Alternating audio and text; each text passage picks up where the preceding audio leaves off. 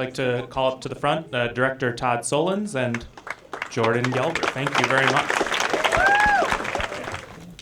Can you talk about how you put a script together? Are you in therapy or anything?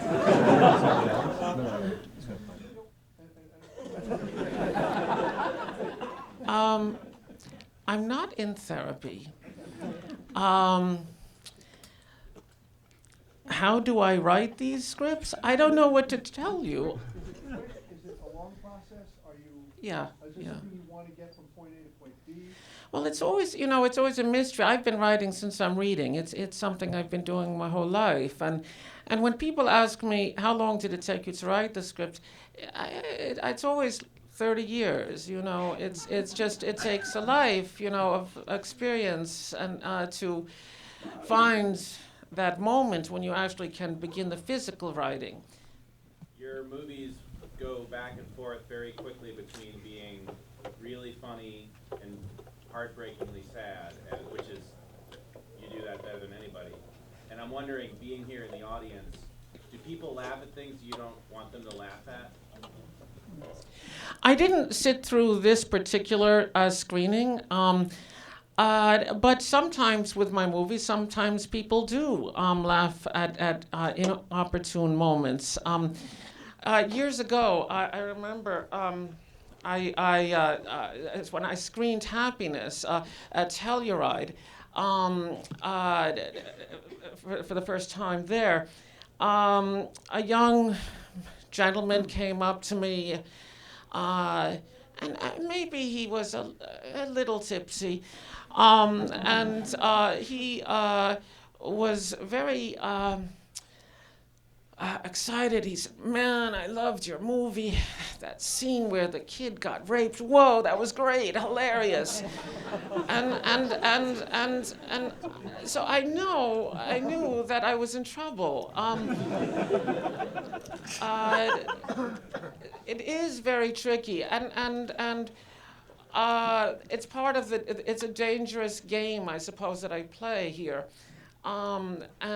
Because it's all fraught with ambiguity, and I don't have any signs posted, but where it's okay and where it's not, and what kind of laughter and so forth. And the hope is that, in some sense, that the laughter it can, in some sense, release something within one that can bring one closer, in a good sense, to the hearts of the characters that I have up here. Is this a reaction to the man-child phenomenon? Possibly it is. I didn't really think about it so analytically when I wrote it, but I suppose you could look at this as an alternative to the 40-year-old virgin kind of genre. One thing I did, to me, in some sense, the TV show Seinfeld has that character, George, that Jason Alexander plays in as Jerry Stiller's the father, and I forgot Estelle, the mother, the actress. What's her name? Estelle Harris is the mom, and I saw this as a kind of the counter life to the sitcom in some sense, and so I actually have the parents watching Seinfeld in the course of the film, although it's really not Seinfeld. Because what I did was I could never afford to purchase the rights to incorporate Seinfeld into the movie. So what I did was I asked Jason Alexander, Estelle Harris, and Jerry Stiller to actually perform lines that I wrote for them. So unless you're a super avid box set collection Seinfeld fan, you won't really notice the difference. We have the poster design set, and they're choosing which blurbs they want to put on the poster. And one critic will say it's brutally funny, the most anti-human, and like an ode to anti-humanism. And then another critic says, his most endearing, gentle film yet. So it's really, I can't account for the divisiveness, let's say, of the response that my movie generates. But it's happened with all of my movies. Some people laud me for being humanistic, and others attack me for not being humanistic. I don't even know what humanistic finally means.